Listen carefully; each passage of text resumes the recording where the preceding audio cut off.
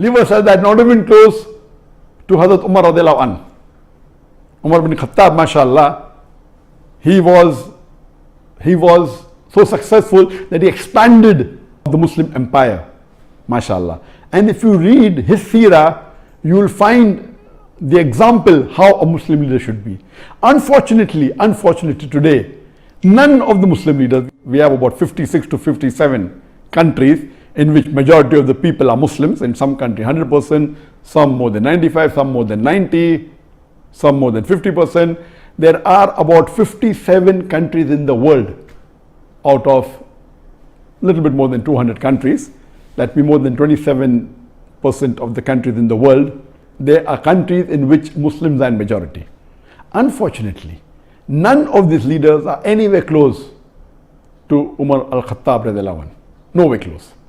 And if you read the seerah of Hazrat Umar, may Allah be pleased with him, he told his family that if any of my family members break any of the rules, they will get double punishment.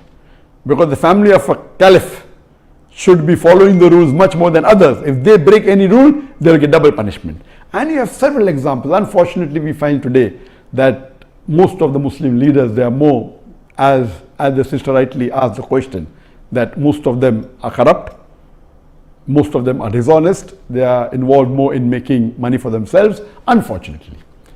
Just let me give you one example of Hazrat Umar radiallahu anh. That when he was the Khalifa, he had two of his sons, Abdullah and Ubaidullah, may Allah be pleased with them both. When they went to the governor of Basra, when they were passing Basra, the governor called them and he was very happy to meet them. He said, what can I do for you? Then he said, why don't you give this amana to Amir al-Mu'minin, to your father, the Umar al-Khattab radiallahu anh. But I give you permission that on your way you can utilize the money for business, and when you get the principal amount back, keep the profit and you can give the principal amount back to Amir al-Mu'minin. So both the sons of Umar radiallahu anh, they take the money and on the way they do business and they get a huge profit, and they go and give the principal amount to their father Amir al-Mu'minin, and they say, this is what the governor of Basra said and this is the amana. So Hazrat Umar was angry and he asked his sons that, did the governor give this money to somebody else? They said no. So how come he has given it to you? So Umar radiallahu anh commanded to his sons that give the principal amount as well as the complete profit. Give everything to Baitul Mal. Then the people who were close to Hazrat Umar radiallahu anh, the other Sahabas, they told that this is a business deal and the permission was given by the governor.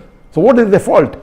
And if it's a business deal, we are allowed to do that. So finally, after a lot of discussion, when they said that, he should change his ruling, then Hazrat Umar radiallahu anh said, okay, fine, give 50% of the profit to the Baitul Mal. So we see he was so strict and he made it a law that any of his governor, before they appointed, he checks their wealth. And once they relieve the post, he checks their wealth again. And he allows only a small percentage of increase. Anything more than that, he said, give it to Baitul Mal. Not that he accused them of corruption. No. He said that means even if you spend more time in the worldly affairs, you're not fit to be a governor. If you want to be a governor under my rule, you have to give your pure time to your duty. Even if you make money, honestly, that is not your purpose.